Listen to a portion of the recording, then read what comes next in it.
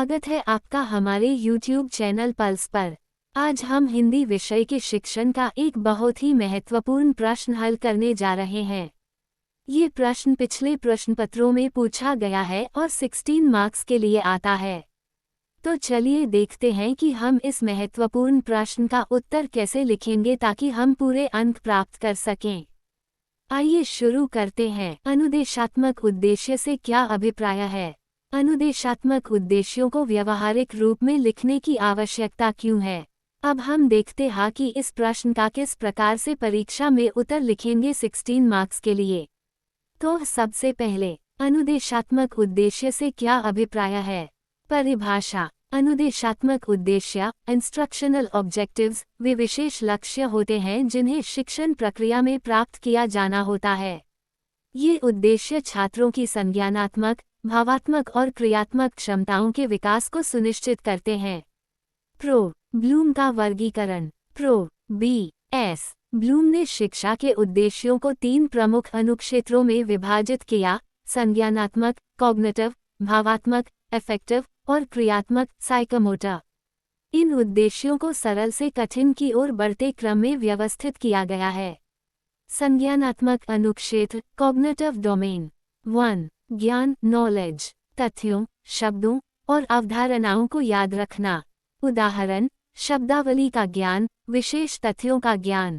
2. अवबोध, comprehension, सीखे हुए ज्ञान को समझना और उसकी व्याख्या करना। उदाहरण, अनुवाद, अर्थापन, बहिर्वेशन। 3. अनुप्रयोग, एप्लीकेशन, सीखे हुए ज्ञान को नई परिस्थितियों में लागू करना। उदाहरण, किसी सिद्धांत को वास्तविक जीवन में लागू करना। 4. विश्लेषण, एनालिसिस, जानकारी को घटकों में विभाजित करना और उनके संबंधों को समझना। उदाहरण, तत्वों का विश्लेषण, संबंधों का विश्लेषण। 5. संश्लेषण, सिंथेसिस, जानकारी को जोड़कर नई संरचना बनाना।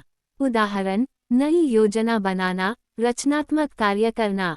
6. मूल्यांकन, एवैल्यूएशन, किसी वस्तु या रचना का मूल्यांकन करना और निर्णय लेना। उदाहरण, आंतरिक साक्ष्यों के आधार पर मूल्यांकन, बाह्य आलोचना के संदर्भ में मूल्यांकन। भावात्मक अनुक्षेत्र, अफेक्टिव डोमेन। 1. ग्रहण, रिसीविंग, किसी तथ्य या घटना को ग्रहण करना। उदाहरण, सुनना, ध्यान देना। 2. अनुक्रिया, रिस्पॉन्डिंग, प्रतिक्रिया देना और सहभागिता करना। उदाहरण, प्रश्नों का उत्तर देना, चर्चा में भाग लेना। 3. मूल्यांकन, वैल्यूइंग, किसी मूल्य या सिद्धांत को स्वीकार करना।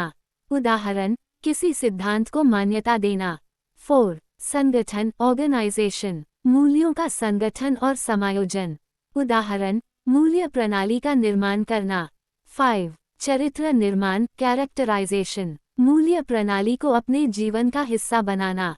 उदाहरण, नैतिकता का पालन करना। क्रियात्मक अनुक्षेत्र, साइकोमोटर डोमेन।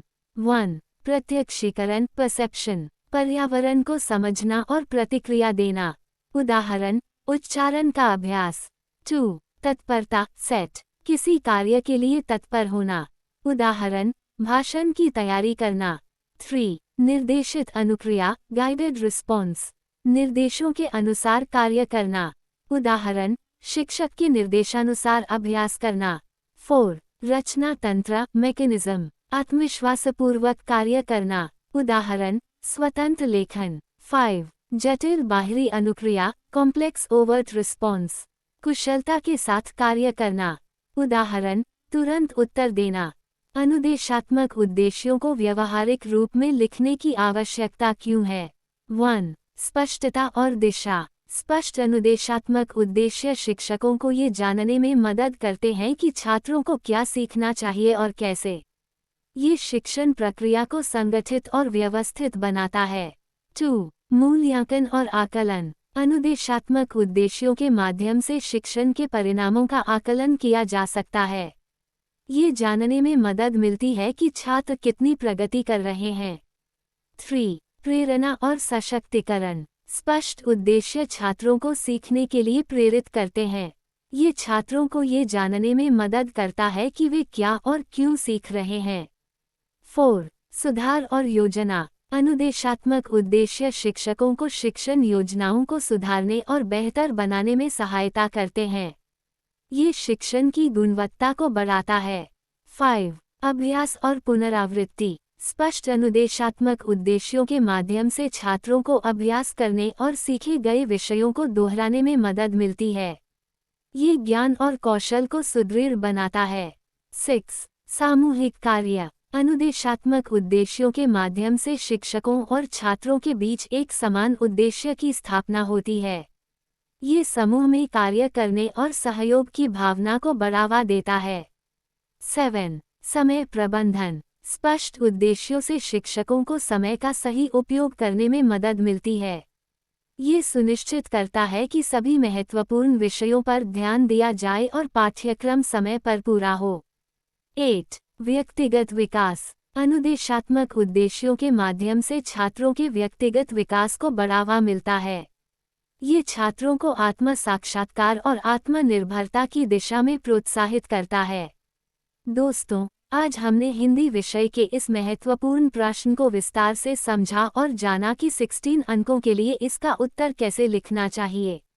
आशा है कि यह जानकारी आपके लिए उपयोगी साबित होगी। अगर आपको ये वीडियो पसंद आया हो तो इसे लाइक करें, शेयर करें और हमारे चैनल को सब्सक्राइब करना न भूलें। आपके सवाल और सुझाव हमें कमेंट्स में ज़रूर बताएं। धन्यवाद और अगले वीडियो में फिर मिलते हैं।